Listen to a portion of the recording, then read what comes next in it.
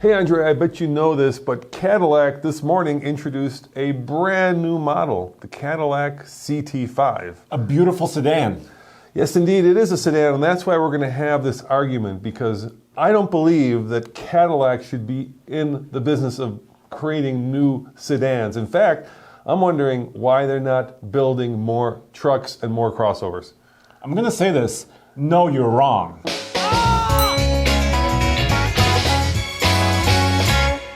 But before we get to that argument, let's have Mike give us the details about the new sedan that Cadillac just unveiled this morning. All right, guys, really quickly, I'm going to take you through some of the more important pieces of information on the 2020 Cadillac CT5, including some stuff about styling, the powertrain options, what sort of tech features it'll have, what its competition will be, that's a big one, and when it'll be available. So in terms of styling, it's based on something called the Escala concept. That's a fancy name, isn't it? Maybe a little bit more interesting than CT5. This design language is basically what Cadillac is using for a lot of their cars right now and crossovers. It's a familiar design language, but the CT5 looks maybe a little more unique than some of its siblings from Cadillac. You get this large trapezoidal mesh grille. Depending on if you get the sport or luxury trim, it'll be a different color. You get these very thin headlights with the vertical daytime running lights that looks reminiscent of some more recent vehicles like the XT6 maybe. You do also have this really interesting strong shoulder line. It goes down the whole length of the vehicle, and then in the C-pillar, the window line takes this really interesting little kink in it, I guess is the best way to put it. But let me know what you guys think about styling in the comments down below. Last but not least, of course, are these signature taillights that Cadillac is featuring on a lot of their vehicles right now. So it looks like a Cadillac, but it also has its own unique style. What about powertrains? So far, we only know about 2 different engine options. At least that's what it will launch with when the vehicle does come out. So the first one is the 2-liter turbocharged inline 4-cylinder, and we don't know the exact power and torque figures for the CT5 specifically, but currently in the ATS, this engine makes 272 horsepower and 295 pound-feet of torque. We're not sure if it'll be the same for the CT5, but this gives you a good idea of what kind of power that engine can make. The other engine option is the bigger one. It's the 3-liter twin-turbocharged V6, and in the CT6, which is the CT5's bigger brother, it currently makes 404 horsepower and 400 pound-feet of torque, which is actually a lot of power if you think about it for a mid-size sedan. Both of these engines will be paired with a 10-speed automatic transmission that'll power your choice of either the rear wheels or all-wheel drive. The base cars will be rear-wheel drive, but all-wheel drive is an option across the board. A couple things to note: if you take a look inside, there's one picture of the interior that we have so far, and you can see that it has a new shift knob. It's a very reminiscent of BMW's, right? It looks kind of like their little gear lever. Plus, there's that interesting rotary dial right behind the gear lever. I'm not sure exactly what to make of that yet, but it's certainly interesting to see where they're taking some inspiration from. One interesting point about powertrains, you'll notice if you're a fan of Cadillacs and you're a fan of good old-fashioned American V8 engines, well, currently the CT5 doesn't have a V8 offering. We don't know if Cadillac is planning on putting in, I don't know, something like the 6.2-liter V8 or perhaps that 4.2-liter Blackwing V8 that should be coming out later on. There's no plans for that for now, which maybe is a little disappointing to those of us who love a good old-fashioned thumping American V8. But we got to move on and talk a little bit about tech. So, of course, like a lot of Cadillacs, the CT5 will come with Super Cruise, which is Cadillac's autonomous driving capability. It's not fully autonomous, but it does offer you some of the luxuries of, well, not having to completely drive yourself on the highway. Though, you guys should know, Super Cruise won't be available when the CT5 launches. It'll come on a little bit later down the road, so just keep that in mind. What about competition? This is a mid-size luxury sedan, so you have to think about mostly the German competitors, right? The BMW 5 Series, the Mercedes-Benz E-Class, the Audi A6, but there's some other good ones to keep in mind, like perhaps the Genesis G80. That's a relatively recent competitor on the market. And of course, there's some other offerings from the Japanese companies like Infiniti, like Lexus. You guys know what we're talking about. Last but not least, when are we going to learn more about the CT5? Well, the CT5 is set to debut at the New York International Auto Show in April of 2019. And the last piece of information is pricing, which we're just not sure about quite yet. Back to Andre and Roman. So, Andre, I kind of feel like Cadillac is that old Seinfeld episode where George Costanza becomes successful because he decides that every decision that he would normally make, he'll do the exact opposite. And I think Cadillac needs to take that strategy to become successful. Let me give you an example, right? Okay. You know, they just decided that they were going to add a new number to every Cadillac model, and that number represents basically the amount of Newton meters rounded up to the highest 50th, right? I agree with you on this one. Right. Why do this? Right, that represents how much power the engine is actually producing. And I kind of feel like when they had that meeting and they said, you know what, we need to add Newton meter to the badge of the Cadillac. Is this for Europe only? It's for everywhere. No.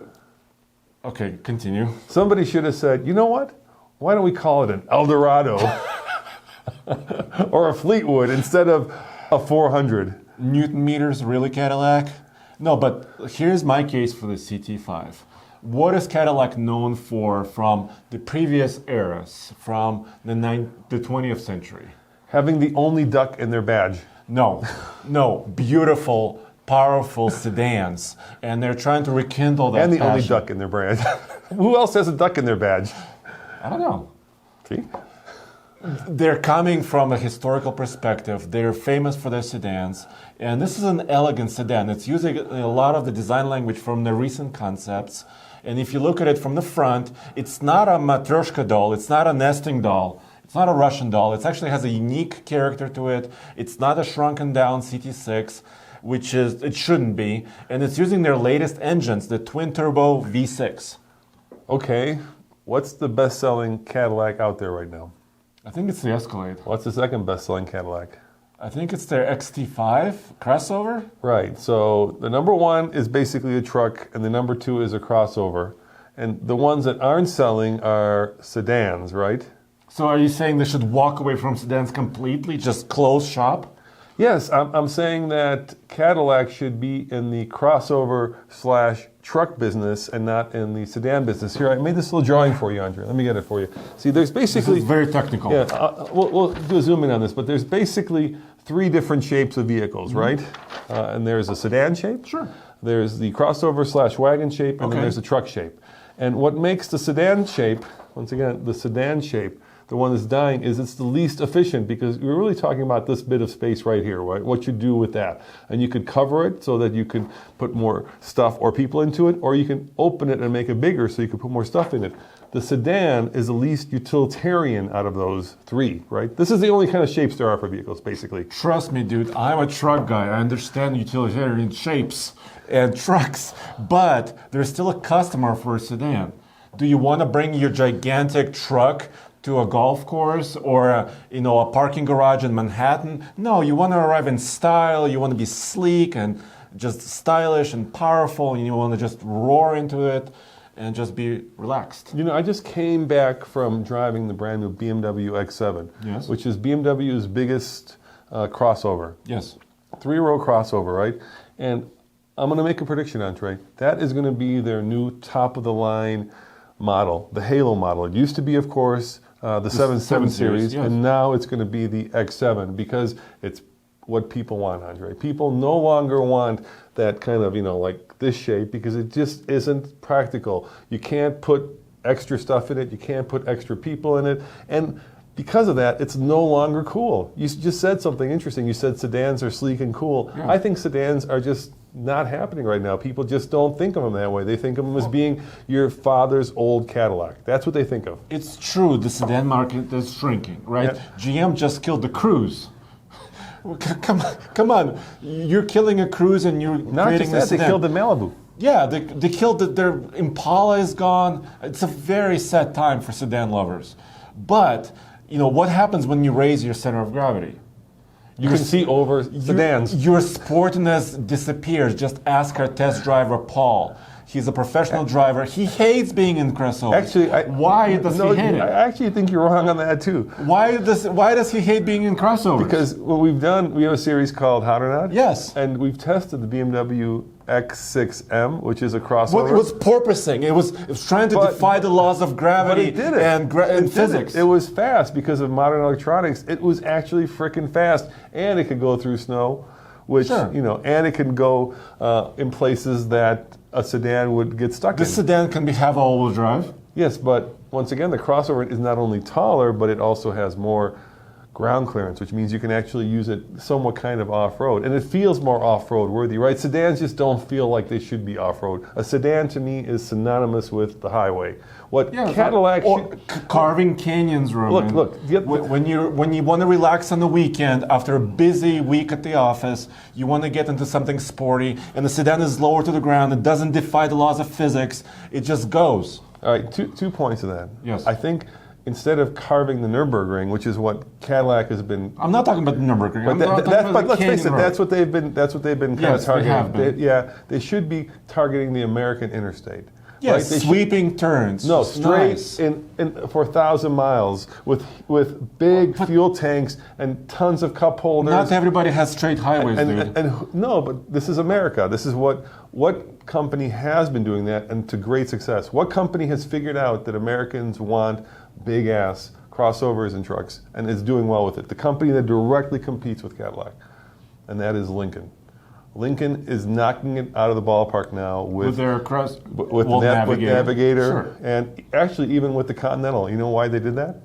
Continental is actually.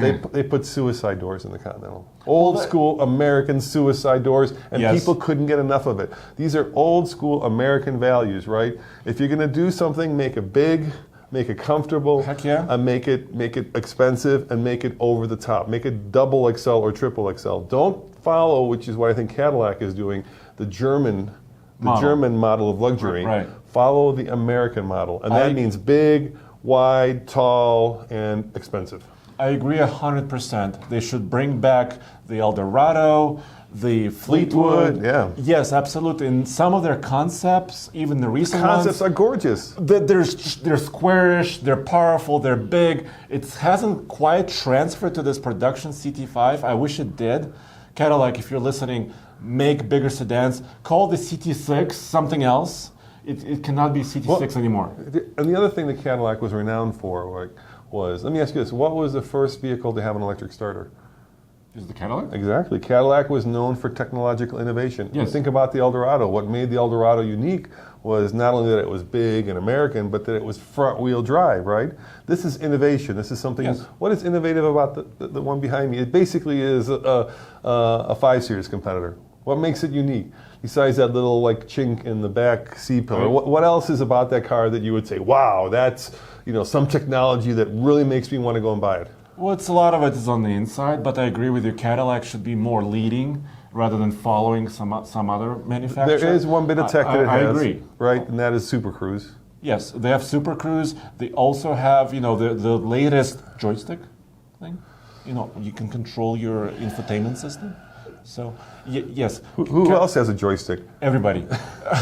But the point is, Cadillac, yes, continue making your sedans, but make them V8 powered, big, huge, and just blocky and stylish. Look, put Super Cruise on your crossovers and your trucks. Make the Eldorado again, make the Fleetwood again. Knock it off with the Newton meters. What the heck is even a Newton meter? I have no clue. It's an American It's popular company. in Europe. Hey. Right, in China. I get that. But this is America. We have to be. I know it's only America and it's not China. I know we're only currently still the biggest car market and now rapidly going to the second biggest. But we still sell 17 million cars a year here. So build some cars for us, not for the freaking Europeans or Chinese. Stop it with the Newton meters and bring back names like Eldorado or Fleetwood or Brougham, right? Things that we can be proud of and make them big and make it American. And yeah, I don't know, Andre. This just does. This just seems like thinking that came from maybe 10, 15 years ago. Yes. As always, this is Roman. And Andre. Saying thanks for watching. Remember, check out tflcar.com for more news, views, and of course, Real world sedan reviews. and most importantly, let us know in the comments below and let us know that Andre is wrong and that I'm right. Or vice versa. Or vice versa. See you guys next time. Ciao.